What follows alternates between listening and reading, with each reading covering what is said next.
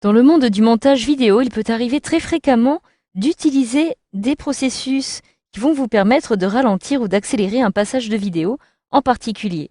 Donc cela aura évidemment pour effet, par exemple, d'insister sur cet effet si jamais vous décidez de le ralentir ou alors de le passer plus rapidement, ce qui peut générer par exemple un effet comique.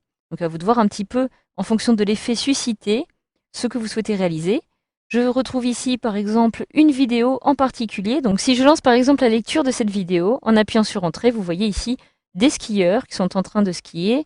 Jusqu'à présent, il n'y a rien de vraiment intéressant ni original. Et par contre ici, j'ai discerné une zone en particulier que j'ai identifiée avec un marqueur de début et un marqueur de fin. Alors plus je vais me rapprocher, et vous allez voir, il s'agit du moment où l'un des skieurs va réaliser un saut. Donc pour l'instant, j'ai une vitesse normale. Je souhaiterais en fait insister sur cette scène-là à partir du saut.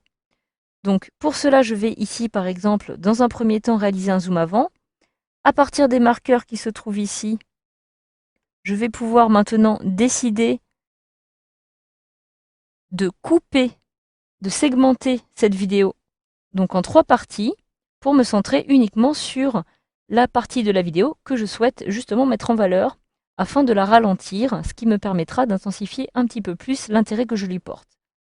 Donc je vais ici placer mon curseur sur le marqueur, j'appuie sur la touche S une fois pour réaliser une première coupe. Je peux maintenant me rendre sur le deuxième marqueur, comme ceci, en cliquant. J'appuie une deuxième fois sur la touche S, et j'ai donc maintenant segmenté en 3 la zone qui m'intéresse. Donc maintenant, je vais pouvoir décider tout simplement de déplacer vers la droite cette zone-ci qui ne m'intéresse pas, tout simplement parce que je vais devoir agrandir la durée de la vidéo centrale, celle qui m'intéresse. Pourquoi? Tout simplement parce que j'ai ici, comme vous pouvez le voir, une ligne de temps, donc actuellement avec une lecture normale.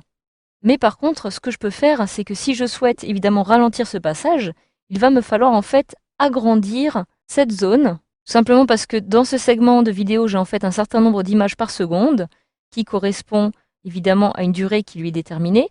Mais si j'augmente la durée de ce segment vidéo, tout en conservant exactement le même nombre d'images par seconde, je vais en fait provoquer un ralentissement.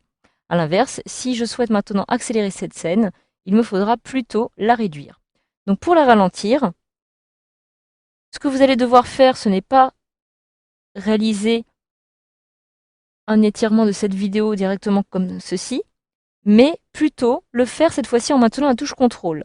Pourquoi? Parce que la touche contrôle va en fait vous permettre de faire glisser la durée de l'événement. Donc je maintiens la touche contrôle enfoncée, je clique ici sur l'extrémité droite de mon segment vidéo, et vous voyez ici, je viens l'étirer comme ceci pour rejoindre maintenant la deuxième vidéo. Donc voilà, je relâche. Alors sachez que vous pouvez en fait l'étirer, il me semble, jusqu'à 4 fois sa durée originale. Donc après, ça va bloquer. Et maintenant, si je me place à ce niveau-ci, un petit peu avant, et que je lance la lecture à nouveau, vous allez voir que je viens en fait de ralentir la scène de ce segment. Donc je lance la lecture. Là, j'ai maintenant une scène qui ralentit. Alors évidemment, le problème c'est que je ne suis pas venu coller l'autre partie. Voilà, donc je recommence. Là, j'ai une scène qui est ralentie et qui repart à vitesse normale aussitôt. Donc cela me permet tout simplement d'insister sur le saut de ce skieur. Donc voilà, si maintenant je souhaite terminer par exemple ici cette dernière scène de vidéo en l'accélérant, je vais maintenant réaliser exactement la même chose en me plaçant ici, en maintenant la touche contrôle enfoncée, et hop, cette fois-ci, je vais me diriger vers la gauche, ce qui va évidemment conserver tout le nombre d'images par seconde, mais cette fois-ci sur une durée qui sera moindre. Donc je vais aller beaucoup plus vite, j'appuie sur Entrée, et hop, j'arrive directement à la fin de ma vidéo.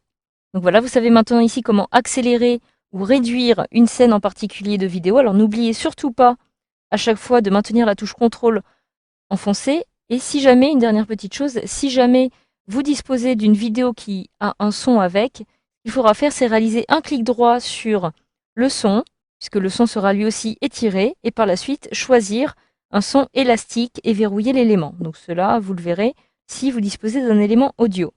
Donc voilà, alors je vous rappelle tout simplement que s'il faut bien maintenir la touche contrôle enfoncée, c'est tout simplement parce que si jamais je réalise la même chose comme ceci, je vais en fait couper la scène. C'est-à-dire que je vais en fait venir rogner sur la fin. Donc vous voyez, si je lance la lecture, je termine en fait beaucoup plus tôt que prévu. Je suis venue couper la dernière partie de ce segment vidéo. Donc voilà, cela est très simple et grâce à ce module de formation, vous savez maintenant comment ralentir ou accélérer un passage de vidéo dans votre logiciel Sony Vegas Pro 12.